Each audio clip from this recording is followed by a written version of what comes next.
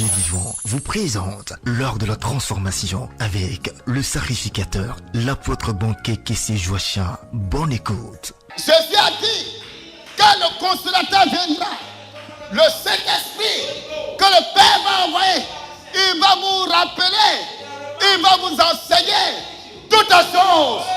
Jésus n'a pas dit, le Saint-Esprit va vous envoyer des maisons et des voitures. Où est ton vêtement?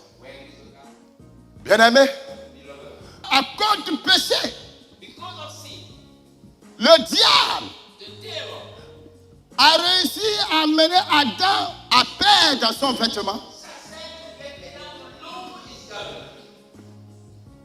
Le diable va inspirer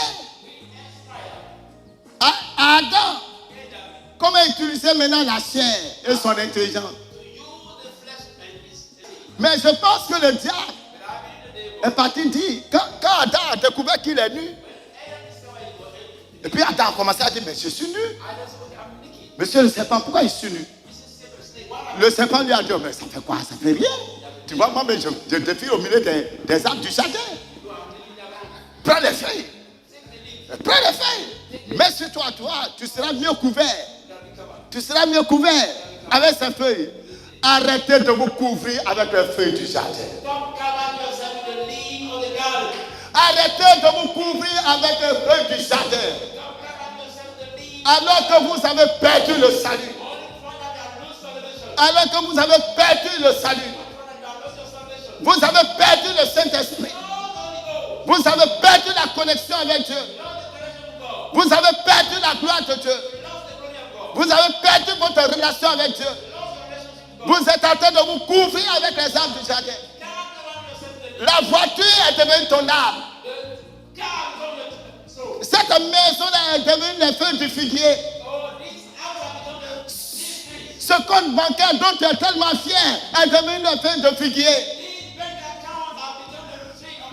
Le fait que tous les mois tu voyais, c'est devenu pour toi les feuilles de figuier.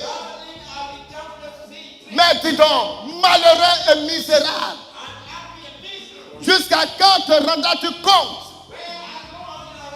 que ton âme souffre et que ce qui est bien pour toi, c'est de te réconcilier avec ton Créateur. Bien-aimé, même dans l'église aujourd'hui, les prophéties, les miracles sont devenus les feuilles de figuier de certains pasteurs. Tant qu'ils continuent de prophétiser, tant qu'ils continuent de faire les miracles, ils ont oublié que Jésus a dit, en ce jour-là, je leur dirai, arrière de moi, ouvrier d'iniquité, je ne vous ai jamais connu. Bien-aimé, quand l'homme a perdu son vêtement, il allait prendre des feuilles pour se couvrir. Quelles sont les excuses que tu es en train de prendre? Certains frères, quand ils tombent dans le péché et qu'on les reprend, ils excusent leur péché au lieu de reconnaître qu'ils ont péché. Les feuilles de figuier. L'église est remplie aujourd'hui de feuilles de figuier. Tout le monde met beaucoup d'efforts à construire de belles églises sans bâtir les âmes de fidèles.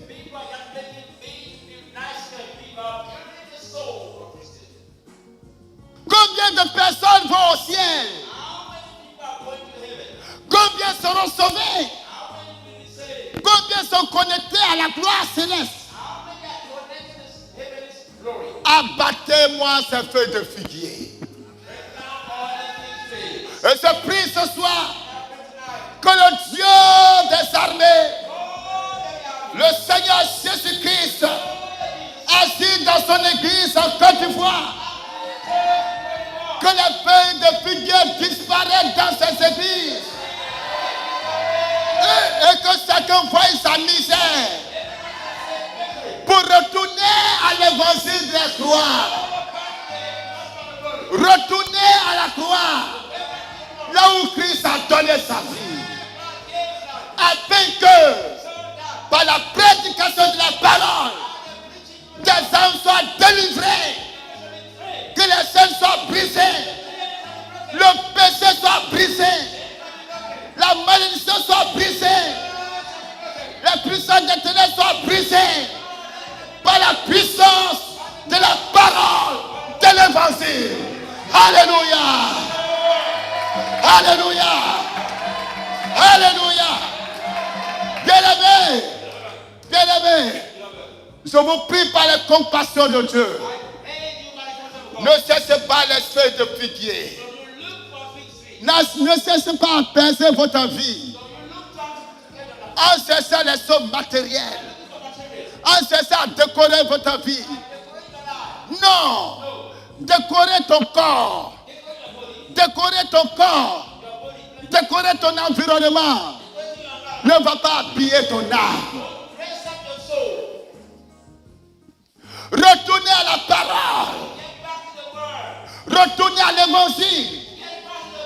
Frère, si tu veux retrouver ton identité, tu veux retrouver ce vêtement, tu veux retrouver ce vêtement perdu, la solution se trouve là-bas, à la croix de Golgotha. Là où le pécheur pleure sur son péché,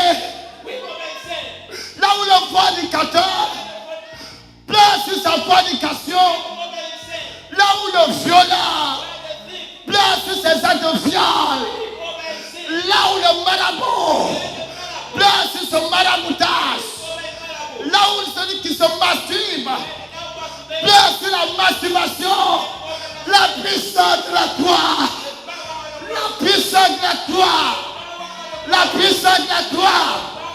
Allons-y au pied de la croix. Oh my God! Au pied de la croix. Lorsque nous nous trouvons à ses pieds, frère, c'est la puissance de la croix qui a transformé ma vie.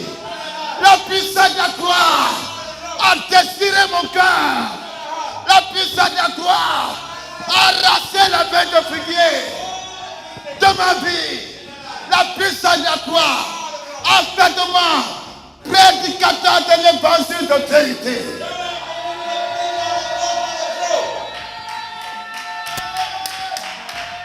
Vous voulez retrouver vos vêtements? Non, ce n'est pas une affaire d'imposition des mains. C'est une affaire de se dépouiller. Se dépouiller de quoi? En air la feuille de figuier. En air la feuille de figuier. Ce n'est pas en te justifiant, mais c'est en reconnaissant que tu as mal fait. C'est en reconnaissant que tu es rebelle. C'est en reconnaissant que tu es méchant. C'est en reconnaissant que tu as transgressé la parole de vie. C'est en reconnaissant que tu as péché contre l'alliance de la vie éternelle. Frère, beaucoup de foyers chrétiens sont en lambeaux parce que la femme ne veut pas se soumettre à l'homme. Parce que l'homme ne se satisfait plus avec sa femme. Parce que les enfants n'obéissent plus à leurs parents. Beaucoup d'églises sont en lambeaux à l'extérieur. C'est de belles églises. Mais à l'intérieur, c'est rempli de toutes sortes de péchés, d'abominations. Ce sont des chiens et des porcs qui sont assis sur des belles chaises. Et le prédicateur est un loup. Bien-aimés, retournez à l'évangile qui met vos cœurs à nu, qui met vos péchés à nu, qui pointe du doigt la feuille de figuier que tu as pris pour t'habiller. Retourne à cet évangile et les feuilles vont tomber. My God, laissez-moi vous faire comprendre une chose aussi là-bas. Lorsque Dieu est arrivé et qu'il a vu qu'Adam est habillé de feuilles de figuier, qu'est-ce que Dieu a fait? Il a dit, Adam, enlève-moi ces feuilles. Écoutez-moi, frère. Ce n'est pas Dieu qui a enlevé les feuilles sur Adam. Adam a enlevé les feuilles. Il s'est retrouvé tout à fait nu. Tel que Dieu l'a créé. Seigneur, voici mon état. Ça, c'est la repentance. La repentance et la confession de la vérité. Il a enlevé les vêtements de figuier. Il a enlevé les vêtements de figuier. Oui, Dieu, c'est vrai. J'ai péché. Et qu'est-ce que Dieu va faire? Dieu va trouver un palliatif. Dieu va trouver une situation pour réparer le cas en attendant. Et pour le faire, Dieu va tuer un animal. Parce que sans effusion de sang, il n'y a pas de pardon des péchés. Dieu tue un animal. Il prend la peau de l'animal. Cher ami, Dieu prend la peau de l'animal. Et c'est Dieu lui-même qui couvre l'homme avec cette peau. En attendant que Jésus-Christ, l'agneau de Dieu, que Jésus-Christ, le Fils unique, que Jésus-Christ, l'agneau immolé, avant la fondation du monde, en attendant que Jésus apparaisse sur terre, qu'il fasse le sacrifice de la croix afin d'enlever la peau de l'animal pour redonner à l'homme la gloire perdue dans le jardin. Je déclare sur ta vie, chrétienne, si tu t'es repenti de ton péché, tu t'es repenti de ta iniquité, je déclare, reçois la gloire de Dieu.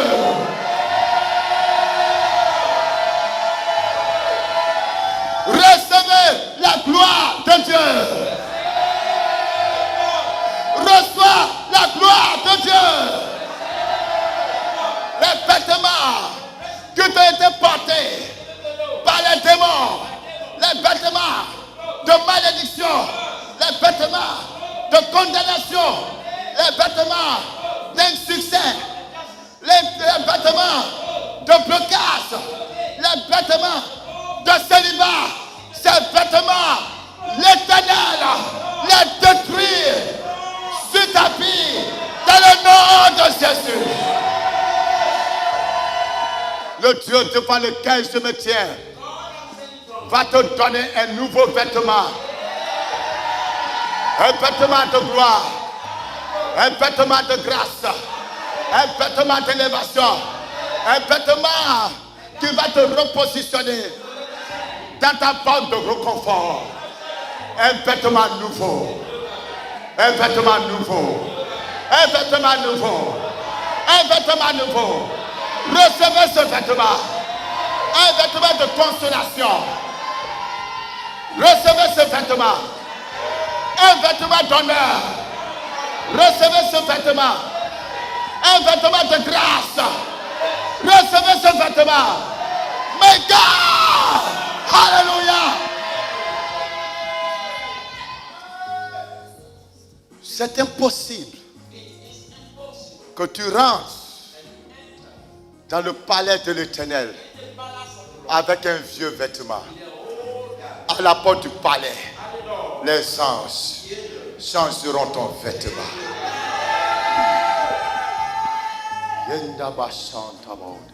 Laissez-moi vous faire comprendre une chose. Dans Zacharie chapitre 3, lorsque Zacharie, le souverain sacrificateur devant l'Éternel, mais ses vêtements sont sales, et le diable est venu, il a commencé à l'accuser. Dieu, tu es saint, non? Dieu dit oui. Tu n'en sais pas l'impureté, Dieu dit oui. Mais lui là, il fait quoi ici? Avec ses impuretés. Vous savez la réponse que Dieu a donnée? Dieu ne s'est pas occupé des accusations. il dit aux anges, enlevez-moi ce vêtement sale. Je vais te dire pourquoi. Parce que Dieu savait que c'est le même diable qui est rentré dans le cœur de cet homme et qui l'a poussé à commettre ses péchés. Il savait que c'est le même diable qui l'a trompé. Il savait que c'est le même diable qui l'a envoûté pour commettre ses transgressions. Alors Dieu a dit, Satan, je vois là où tu veux en venir. Je vois là où tu veux en venir. Je vois là où tu veux en venir. Tu veux que je le condamne. Tu veux que je le rejette. Tu veux que je le repousse. Tu veux qu'il devienne même chose comme toi. Mais non, monsieur le diable. Je veux te rappeler qu'avant la fondation du monde, l'agneau a été immolé pour que lui soit lavé, pour que lui soit nettoyé, pour que lui soit purifié. Alors je veux te dire, ma soeur, si tu as apporté, Dieu te pardonne. Je veux te dire, mon frère, si tu as tué, Dieu te pardonne. My God, je veux te dire, bien-aimé, si tu as menti, Dieu te pardonne. Je veux te dire, mon frère, si tu as été féticheur, Dieu te pardonne. Je veux te dire que le pardon t'est offert par le sacrifice de l'agneau. Vous savez quoi? Dieu est omniprésent et omniscient. Avant la création de l'homme, Dieu savait que Satan va tromper l'homme et que l'homme va tomber dans la disgrâce. Alors qu'est-ce que Dieu a fait? Dieu a pris son agneau, il a sacrifié dans le monde divin, dans le monde immatériel.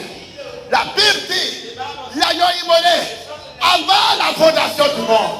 Je veux te dire, frère, c'est pas aujourd'hui que Dieu te pardonne. C'est pas aujourd'hui que Dieu te pardonne. Avant que tu ne sois créé, avant que tu ne naisses, avant que tu n'existes, Dieu a offert le pardon. My God. Je le dis et je le répète. Avant que tu n'existes, Dieu a préparé le pardon de toutes tes iniquités. Donc, quand tu fléchis le genou devant le Père des cieux, que tu dis, Papa, je reconnais ma faute, automatiquement, le vêtement de condamnation tombe. Voilà pourquoi la femme adultère, lorsque les gens l'ont emmené, Jésus n'a pas discuté avec les gens. Il s'est abaissé pour écrire. Vous savez quoi? La Bible est silencieuse sur ce que Jésus a écrit. Mais je veux dire ce que je pense. Jésus écrivait, avant même qu'elle ne commette ce péché, l'agneau a été immolé pour qu'elle soit pardonnée. Je commande par l'autorité de la croix que le pouvoir du péché soit brisé sur ta vie.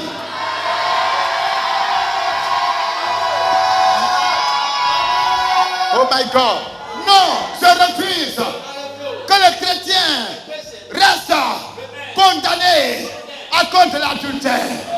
Je refuse que les chrétiens restent condamnés à cause de ces mensonges.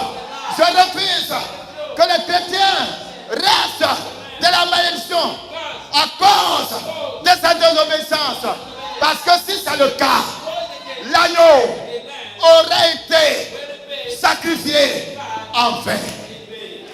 C'est pour cela, c'est dans ta famille, c'est dans ton village, dans ton lieu de travail, un sorcier, un magicien, un marabout, un occultiste va utiliser ton péché, va utiliser ton état d'être humain pour détruire ta destinée.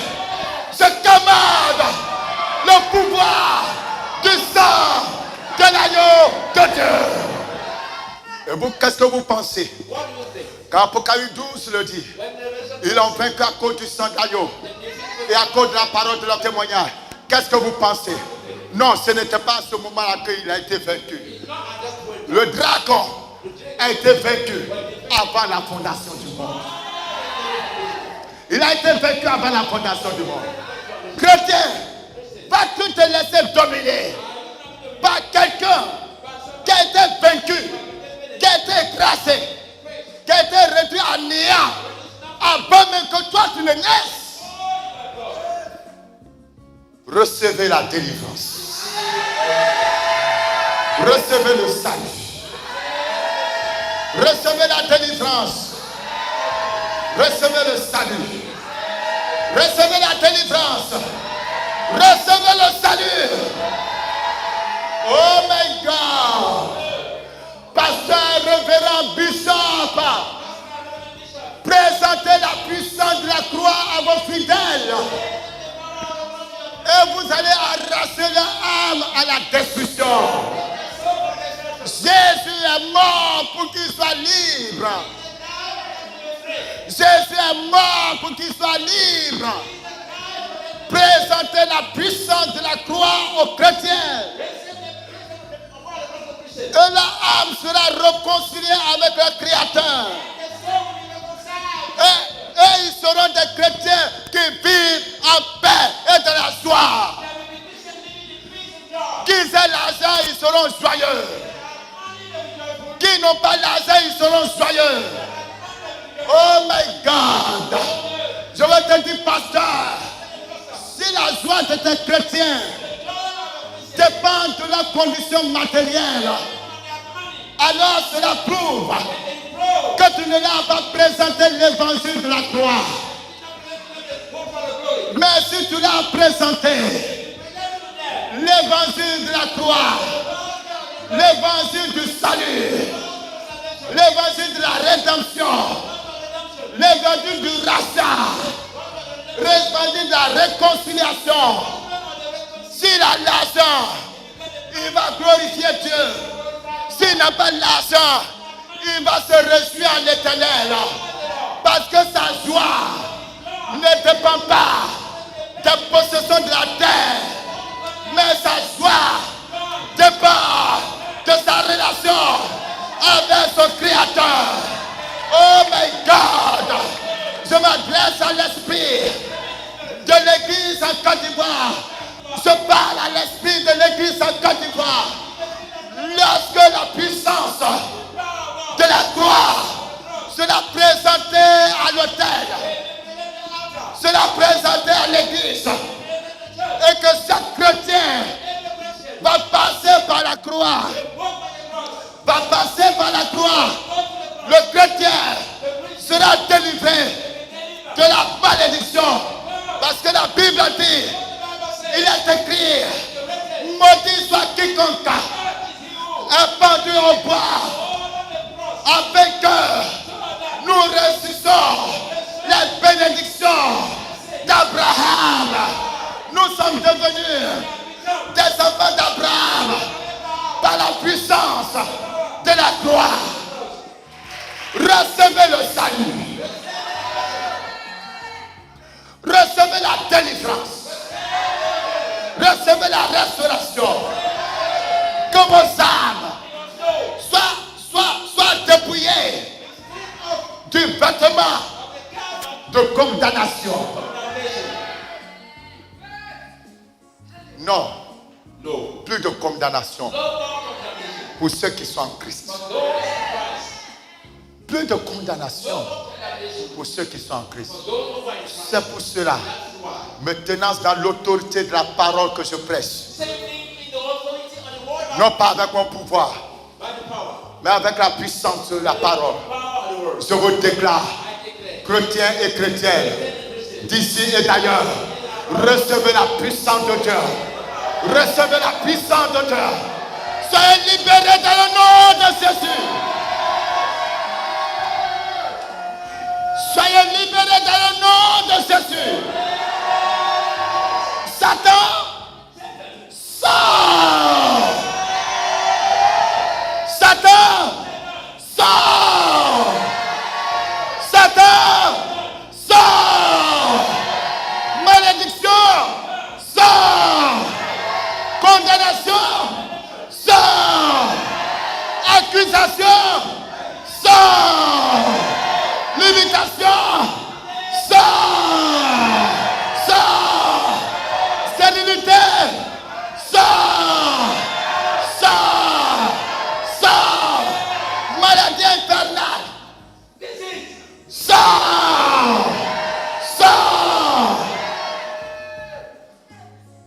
plonger dans la présence rédemptrice du Créateur. Alléluia. Tu vas retrouver ton vêtement. Tu vas retrouver ton vêtement. Tu vas retrouver ton vêtement. Parce que tu ne dois pas être nu. Tu vas retrouver ton vêtement. Bien-aimé, lève-toi là où tu es. Ou mets-toi en genoux. Commence à confesser tes péchés. Commence à confesser tes péchés. Commence à te confesser. Avouer tes transgressions. Dis Seigneur, voici mon péché. Voici mes transgressions. Oh Dieu, pardonne-moi. Pardonne-moi.